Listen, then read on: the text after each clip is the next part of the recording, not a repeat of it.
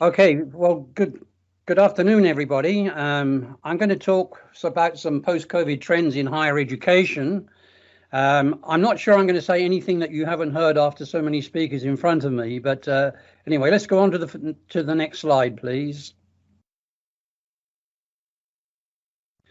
Well, there's two things. Is what I'd like to see happen post-COVID, and you might see a slide there of what I call high-tech team-based teaching, where we're integrating technology with face-to-face teaching. Or what I fear will happen, which might be increasing amount of Zoom lectures and so on, not adapted for students who are not present all the time during class. Next slide, please.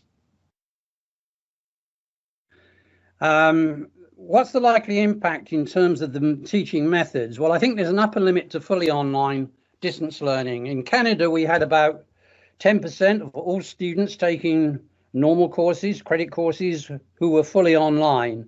And that was increasing by about 10% per annum pre-COVID. But that will go up, but it won't go up a lot because there's a limit to the market. Not all students want fully online, but a surprising number do actually, probably around about 20 to 25%. But these will be mainly lifelong learners, and it's a very important market that will grow and needs to be looked at, because certainly in Canada, our demographics are going to suggest that students coming out of high school, the numbers are dropping, but the ones needing lifelong learning are increasing rapidly, and I'll talk about that in a moment. But what we will see is an increasing integration of digital learning and online learning being integrated with classroom teaching. And I want to talk a little bit about that. I got this thing in the way, I can't see the next button. There we go. Now, of course, this gives an advantage to institutions already with online programs. And we saw that clearly in Canada in COVID-19. Those institutions that already had a slate of online programs were able to move much more effectively to the COVID-19 situation when everybody had to go online than those institutions that didn't. Next slide, please. Now, this is going to raise a critical question, which there's been very little discussion about. It's just beginning to emerge from the COVID-19 experience with many instructors. What are the unique affordances of face-to-face teaching? What is it best done face-to-face that can't be done online? And the default position has always been face-to-face is inherently superior. However, there's a lot of research. We've had 30 years of research of online learning, most of which was not applied during COVID-19. And the research says it isn't so, that you can teach just as well fully online as you can face-to-face. It's the conditions that matter. So you can teach badly face-to-face, or you can teach well, and you can teach badly online, or you can teach well. So I have what I call the law of equal substitution. Everything can be taught as well online as face-to-face, except, and it's the exceptions we need to look at. So the question is for students, why get on the bus? What are you providing on campus that they couldn't do online? And I think that's going to be probably the most fundamental question that all lecturers are going to have to ask themselves in the future. Next slide, please.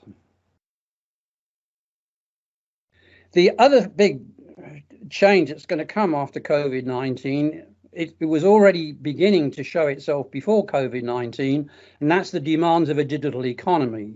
We've got a changing workforce that require new kinds of work and new knowledge and skills. We basically have an education system that's based on the industrial age, but we're living in a digital age now.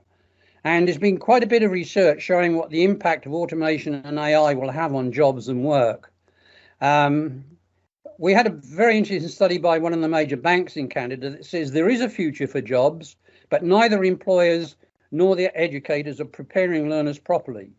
What learners require are skills, and I'll talk a little bit about that in a moment.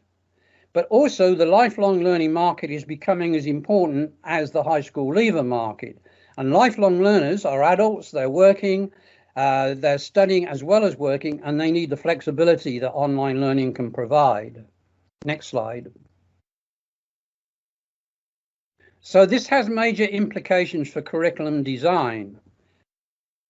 Now, the kinds of skills that employers are looking for are the kinds of skills that we teach at university, but we don't actually focus specifically on how we teach those skills. There are skills such as critical thinking, independent learning, etc. And that raises the question of, if we have students coming in, say, in the first year, and critical thinking is a core skill, what do we add from year 1 to year 4 in their critical thinking skills? And we had a study in Ontario in Canada that said not much. They pre-tested students before they came into university on critical thinking skills, then tested them afterwards and found virtually no improvement in their critical thinking skills, which is a pretty damning indictment on what often is claimed to be taught in universities. And one interesting approach to this is curriculum mapping, and that is looking at what is taught in each course as students progress through the university and how it relates to the other courses that they're teaching. This was developed because they were losing lots of students in the Bachelor of Computing Science program. What they found was that they were teaching theory at the end of the course, but students actually needed theory at the beginning of the program. But the great thing about this is that every instructor knew what the students had learned from other instructors before they came into their class, and they could then focus on developing the skills that they needed and how to add to those skills. Next slide, please. Now, online learning can be very useful for skills development. There's a vast amount of cheap, easy to use technology available now. Open education resources, increasing numbers of simulations and experiments that are available to download online. And students need opportunities to practice skills, and technology helps. It's too expensive to have one-on-one professor to teacher developing a skill. You need the technology to help with that. But what instructors need are some technical support, clear learning goals, and the imagination about how the technology can be used to support the development of skills. Next slide, please. Now, one approach to skills development is the development of microcredentials. These are small, short courses tied to industry or to community needs. They're stackable. You can add them together and maybe add them up to, say, a graduate program like a master's. They're assessed. They have a value. They're not just something that students take without having some kind of external assessment.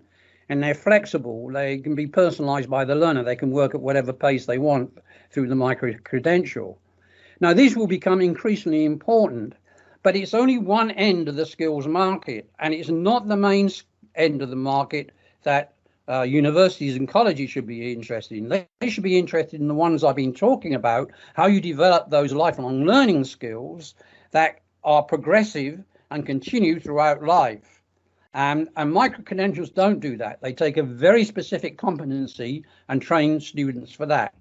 Microcredentials will become increasingly important, and it will be foolish of institutions not to look at that, but it's not enough on its own.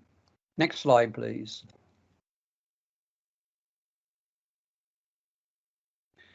Also, there's competition in this market, serious competition for universities.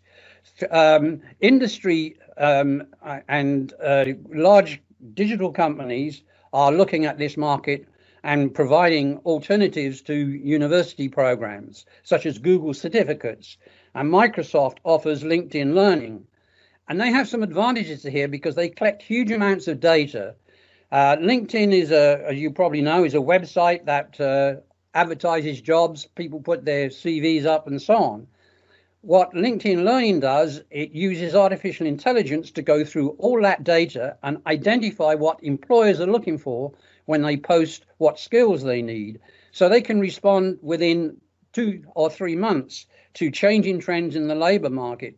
Now, we in universities don't have that kind of access to that kind of data.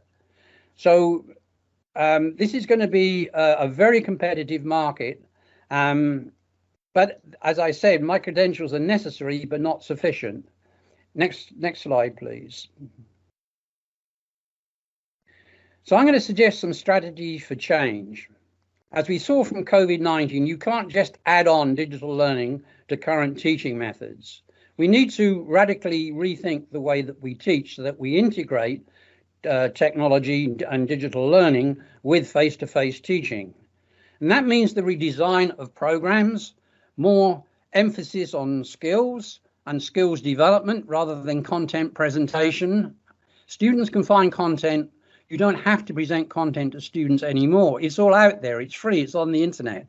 What we have to teach students is what's relevant, where to find that information, how to analyze it, and how to apply it. They're all skills. And that means looking at the affordances, what's best done online and what's best done face-to-face. We need progressive alternative qualifications based on lifelong learning. We need systematic training of faculty in blended learning so they can focus on what's best done in class and what's best done online. That means an understanding of pedagogy as well as of technology. You need to know both of those to teach well in a blended learning environment. Next slide, please. And that's it for you, for me. You know, I could have elaborated on that very much, but I just took those two main trends, and I hope you find that relevant and of interest. And if you want to find more about it, this is a free online textbook for faculty instructors called Teaching in a Digital Age. Thank you, Tony. And I highly recommend people take a look at this. And I think Tony also has a load of videos on a YouTube channel as well. Some of which we have shared within the community team already. So if you haven't had a look at those, I would certainly encourage you to have a look.